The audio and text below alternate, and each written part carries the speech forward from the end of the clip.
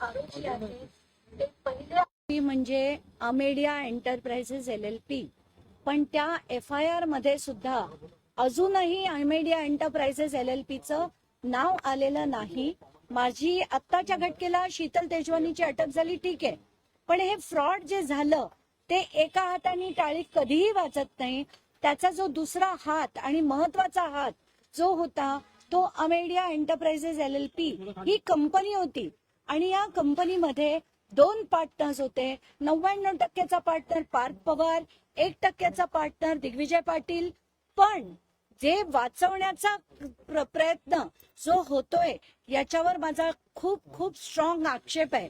तर पहिलं तर FIR करेक्ट करून त्याच्यात दुसरं नाव हे दिग्विजय पाटीलचं नाही तर अमेडिया एंटरप्राइजेस LLP आणि त्याचे दोन्ही भागीदार पार्थ पवार आणि दिग्विजय पाटील यांच्या नावावर झालं पाहिजे.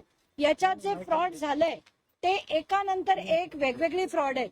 पहिलं म्हणजे 30 डिसेंबरचं पत्र, त्यानंतर मार्च मध्ये झालेले खोटे रजिस्ट्रेशन, खोटे डॉक्युमेंट्स दाखवून LOI मिळवून घेणं. त्या खोट्या डॉक्युमेंट मध्ये मुद्दाम मी म्हणतेय की असं दाखवलं गेलं की शीतल तेजवानीची स्वतःची जमीन तिने 5 वर्षाच्या लीजवर ही अमेडियाला दिली आणि त्याचं फक्त जे केलं गेलं LOI म्हणजे काय की LOI म्हणजे फक्त रजिस्ट्रेशन केलं डेटा सेंटर म्हणून. त्याच्यात कुठल्याही प्रकारे स्टॅम्प ड्युटी वेव्हर मिळत नाही. तर आताच काही वेळात मी सगळ्या माध्यमांकडे एक मुद्दाम पत्राचं एक सॅम्पल पाठवते की जर स्टॅम्प ड्युटी वेव्हर द्यायचा असेल तर या फॉर्मॅट मध्ये त्याच्यात पूर्ण डिटेल्स असले तरच देता येते. म्हणजे खोटे डॉक्युमेंट देऊन LOI घेणं, खोटा LOI लावून ऍडज्युडिकेशन करणं, खोटं ऍडज्युडिकेशन करून सेल डीड करणं आणि त्याच्यानंतर ताबा मिळेपर्यंत जो प्रयत्न झाला याच्यात सगळे अधिकारी सुद्धा इन्व्हॉल्ड आहेत. कलेक्टर डुडी यांचा रोल नक्कीच आहे, कारण कलेक्टर डुडी यांना 16 जूनला याची पूर्ण कल्पना होती आणि मी मानूच शकत नाही की सरकारची 1800 कोटीची जमीन जातीये आणि याचा त्यांनी माहिती पालकमंत्र्यांना दिली नाही. आणि पालकमंत्री कोण? अजित पवार यांना माहिती दिली नाही हे मी मानू शकत नाही. तर हा जो गौडबंगाल आहे तो काही फक्त दिग्विजय किंवा शीतलचा नाही, याच्यात सगळेच आहेत. याच्यात पार्थ पवार आहेत, याच्यात कलेक्टर आहेत आणि याच्यात अजित पवार देखील आहेत. तर आताच्या घटनेला त्यांना सुद्धा राजीनामा हा देऊन मगच याची चौकशी पुढे जावी अशीच माझी थेट मागणी. ताई, पण याच्यामध्ये जर आपण घटनाक्रम पाहिला तर 8 तारखेपासून नागपूर अधिवेशन, हिवाळी अधिवेशन सुरू होतं, त्यामुळे पटलावरती पण हा विषय विरोधकांकडून ठेवला जाणार होता. 7 डिसेंबरला खरगे समिती अहवाल सादर करणार आहे आणि 5 डिसेंबरला दिग्विजय पाटील यांची खरगे समिती समोर चौकशी आहे. अगदी म्हणूनच म्हणते की एकीकडे आता अधिवेशन येणार आहे, अधिवेशनात दाखवायला पाहिजे की सरकार म्हणून आम्ही काहीतरी थातुरमातुर कारवाई केली. काय थातुरमातुर केली? तर एका अधिकाऱ्याला बडतर्फ केलं, मग एका अधिकाऱ्याला सस्पेंड केलं आणि आता शीतल तेजवानीला अटक केली. आम्हाला हे सगळं नकोय. याचे जे प्रमुख सूत्रधार होते त्यांना अटक झाली पाहिजे आणि याच्या मागे जी यंत्रणा ज्यांनी काम केलं, मग ते कलेक्टर असो, SDO असो आणि अजित पवार असो, यांच्यावर जोपर्यंत कारवाई होत नाही तोपर्यंत मी तर लढायचं ठरवलं. तुम्ही अजित पवार यांच्या राजीनाम्याची मागणी केली, पार्थ पवारवर गुन्हा दाखल करा असं सुद्धा म्हटलं होतं. याचा पाठपुरावा कसा करा? आताच्या घटनेला जोपर्यंत पहिला FIR मध्ये अमेडियाचं आणि पार्थ पवारचं नाव येत नाही तोपर्यंत पहिला टप्पा तो. आणि जर हे सगळं होताना बघून अजून जर अजित पवारांचे डोळे उघडत नसतील, त्यांना जनाची नाही, मनाची नाही, कशाची लाज नसेल तर त्यांनी पुढे चालू ठेवावं. पण मनाची लाज असेल तर अजित पवार यांनी हा राजीनामा तातडीने देणं गरजेचं आहे. पालकमंत्री पदाचा पुण्याच्या आणि उपमुख्यमंत्री पदाचा राजीनामा देणं गरजेचं आहे. पालकमंत्री असताना खारगे समिती कुठलाही तोडफोड अहवाल देईल असं मी मानू शकत नाही. आत्ताच्या घटनेला त्या खारगे समितीतले 5 अधिकारी पुण्याचे आहेत. कुठची समिती स्वतःच्याच पालकमंत्र्यांच्या मुलाच्या विरोधात देणं शक्यच नाहीये आणि नाहीये म्हणजे नाहीये. या ऑफिस ऑफ प्रॉफिटचा विषय पूर्णपणे आणि अजितदादांवरती पण त्याच पद्धतीनं आता दबाव आहे असं म्हणा. आताच्या घटनेला दबाव असता तर ते इतके बिनधास्तपणे सगळ्या निवडणुकांमध्ये फिरले नसते. पण ज्या पद्धतीने फिरत होते, वाटेल तसं लोकांना निवडणुक्या देत होते की तुम्ही मला मतं दिली नाहीत तर मी तुम्हाला निधी देणार नाही. इथपर्यंत त्यांची मजल गेली. तेच नाही, त्यांच्या पक्षाचे इतर कार्यकर्ते पण तसंच म्हणत होते. मला असं वाटतं की हे घाणीचं राजकारण संपवण्यासाठी लढणं गरजेचं आहे. त्याच्यात कोणी एक पक्ष नाही, सगळे पक्ष तसेच आहेत. भाजपही तसंच आहे, शिंदे गटही तसंच आहे, अजित पवार गटही तसंच आहे, उद्धव ठाकरे गटही तसेच आहेत. सगळे गट आहेत, सगळे एका माळेचे मणी आहेत. कोणीही त्यात अपवाद नाही. नेमकं राज्यात काय चालू आहे असं म्हणायचं, कारण का अनेक प्रश्न या अधिवेशनात सरकारसमोर असणार आहेत. सध्या मुंबईत सुद्धा एका अधिकाऱ्याचा कारनामा चर्चेत आलेला आहे आणि अनेक अधिकाऱ्यांचे पैसे गुंतवणुकीचा हा सगळा प्रकार आहे. अगदी महेश पाटील नावाचे जे डेप्युटी सेक्रेटरी आहेत बीएमसीचे, त्यांना सस्पेंड म्हणजे सक्तीच्या रजेवर पाठवले असं मी स्टेटमेंट ऐकलंय.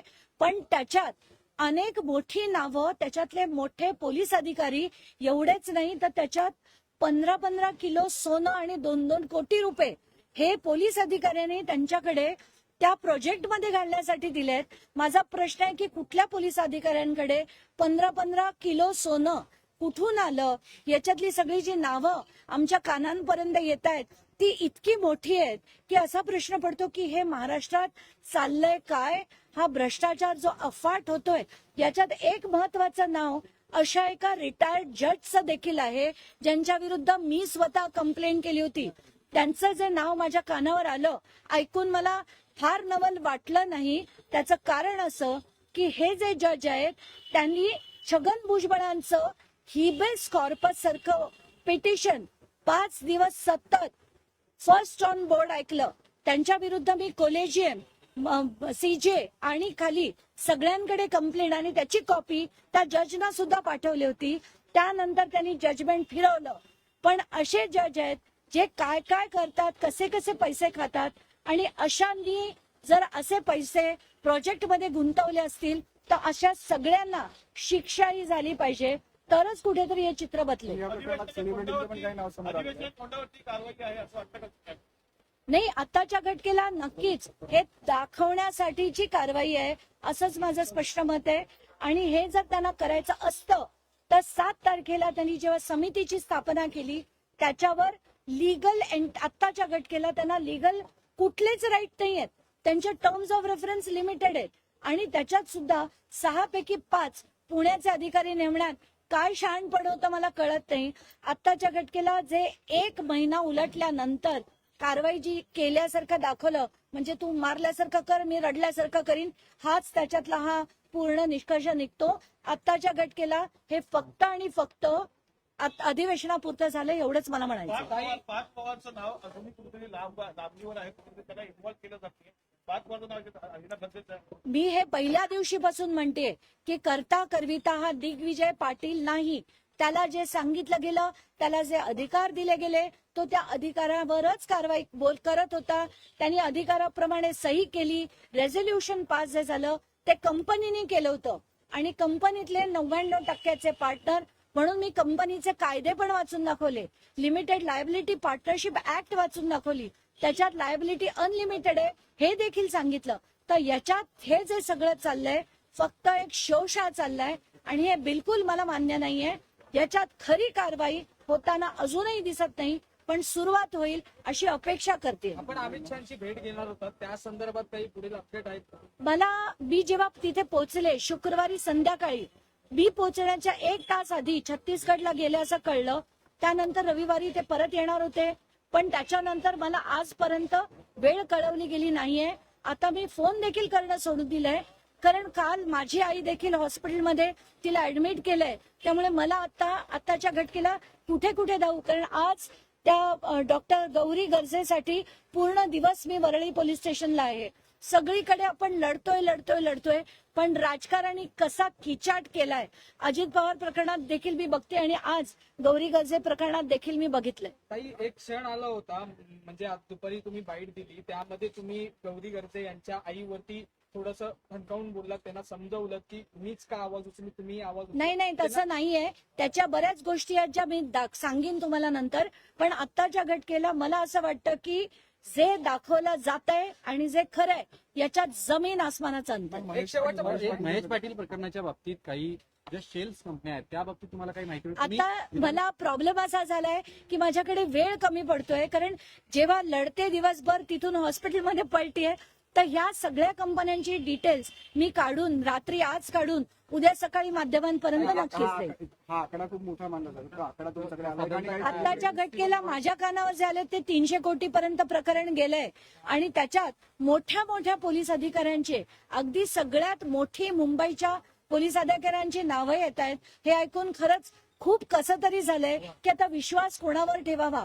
जर पोलीसच इतक्या उघडपणे असे सगळं करायला लागले तर आता विश्वास कोणावर ठेवावा हा देखील प्रश्न पण या पडतो. प्रकरणाच्या बाबतीत काही तुमचं मुख्यमंत्र्यांशी बोलणं झालं की बोलणं अजून झालेलं नाहीये, पण मी बोलणार आहे. आज सकाळीच मी त्यांना मेसेज देखील केला होता की मला 3 प्रकरणांवर बोलायचंय. आता अजून तर बोलणं झालं नाहीये, पण नक्कीच मी त्यांच्या पुढे या सगळ्या गोष्टी मांडणार आहे की महाराष्ट्रात तुमच्या नाकाखाली काय चाललंय आणि हे थांबावंसं तुम्हाला का वाटत नाही. पण काही सेलिब्रिटीज पण इन्व्हॉल्ड आहेत असं म्हणतात. त्यांची काही नावं आली होती? नाही, सेलिब्रिटी आहे त्याच्यापैकी एक नाव ऐकू आलंय, पण त्याच्यात आत्ताच्या घटकेला जोपर्यंत पोलीस हे सगळं बाहेर काढत नाही तोपर्यंत करणं आपल्याला माहितीये. कोणाचं नाव घेतलं की धडाधड आपल्यावर डिफेमेशन केसेस होतात. म्हणूनच मी म्हणते जी नावं आहेत पोलिसांची असो, रिटायर्ड जज असो, सेलिब्रिटीची असो, ह्या सगळ्या गोष्टी बाहेर येणं गरजेचं आहे.